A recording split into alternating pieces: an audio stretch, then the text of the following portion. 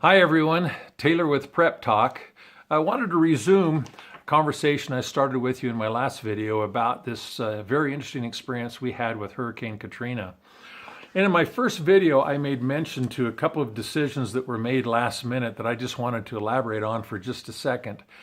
I mentioned to you that for whatever reason, I felt prompted to change my flight plans for my son and myself so that we would leave earlier in the day on Saturday than later. And I'm totally convinced at this point that had I not changed those plans, things could have ended up extraordinarily difficult and problematic for us. When we did arrive, as I mentioned in my previous video, it was very difficult for us to get a car. Had we taken the later flight, I don't believe we would have ever been able to get a rental car. We may have been stuck there. I don't know, we may have even ended up in the Superdome as a result of that. It would have been extraordinarily difficult for us to get around and take care of what we needed to do without transportation. And so I think it's always important for us to listen to those promptings, to make sure that we are doing all that we can to be sensitive to what would be best for us and how we can best protect our families and ourselves. So anyway, back to the story. After we were able to check in up in Meridian, Mississippi on Saturday night, our plan was to go to church on Sunday. We had originally planned on doing that in New Orleans, and now we were going to do it in Meridian. So we found a local church that we wanted to attend, and it was very, very interesting to us what took place during the church at that time. See, one of the unique characteristics of a hurricane is the fact you have a lot of advance notice. It's certainly not like an earthquake where it just boom happens. With a hurricane, it's being predicted for many, many days in advance of what could happen and how to prepare and all of those things. And so here this Sunday, the hurricane was now predicted to make landfall the very next day. And so during all the meetings at these Sunday services, just prior to that, all of their time and energy was spent around making sure all of the members were taken care of. Not only those that were there on that Sunday, but also those who would be still needing assistance and help, even though they may not have been in church on that Sunday. And so it was very interesting. As we were there, they actually handed out a checklist to everybody to make sure that they went over some of these things and were properly prepared. I want to share just a couple of these with you because I found it quite interesting. They talked about making sure that you turn all of your temperature settings to the lowest or coldest levels in your refrigerator and freezer. And to keep the doors closed, because when the power goes out, you want to keep that food as cold as long as possible. Something, honestly, I wouldn't have thought about, turning all those temperatures to as cold as possible.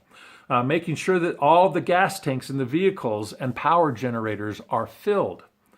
Also, it says if you had gas grills, make sure that you have enough propane and all the propane containers are filled. Here's another interesting one that says, fill your bathtubs with water. It's in the case, of course, with the loss of water, and also for sanitary purposes and for other things. So to make sure that you're able to have enough water on hand, they said fill your bathtubs. Interesting thing. In addition to that, it went on to make sure that you had an adequate supply of drinking water. And it recommended that they had a minimum of 1 gallon per person per day. Then also, they said if you have a cordless phone, make sure that you also have a regular landline. And then also to charge all cell phones that evening. Now, this is an interesting thing because a lot of people aren't aware that landlines operate with their own power supply. A 25-volt power supply comes through the phone lines to operate it. So even if your regular power goes out, it's still possible that a landline can operate and have electricity available through that particular phone. So that will work. But if you have a cordless phone, it's not going to work. So what I know I did and have done since then is I went and bought one of the old school phones that plug right into the phone with the old push button, so that if push came to shove and your cell phones don't work or whatever, you have that fallback of a regular landline. And it says make sure that you contact your neighbors and extended family members and give them your contact information today. It says if you live in a mobile home or have a family assigned to you that lives in a mobile home during this storm, it would be best if you do not stay in the mobile home during the brunt of the storm. Interesting that, I guess those mobile homes obviously are light enough that a hurricane can wreak havoc and actually destroy them quite easily. And it goes on about medical information, make sure all your cleanup equipment, your chainsaws and gloves and things are ready to go. Make sure that you have flashlights, batteries, candles, oil lamps are all up to date. And know where your water, gas, and power disconnects on your home are. If you have pets, make sure that they're safe during this time.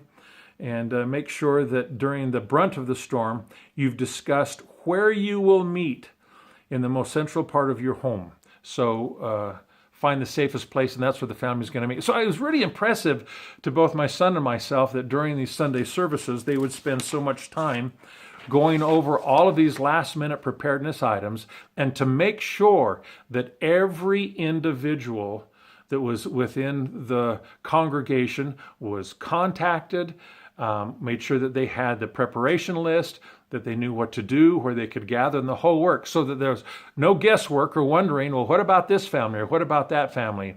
The contacts had been made and the preparations were in place so that when the storm was going to hit, it wasn't going to take people by surprise. So next video clip, I want to tell you a little bit more about what happened actually the day of the hurricane hitting, because it was quite interesting and developed into some really difficult times for all involved. So until next time, thanks.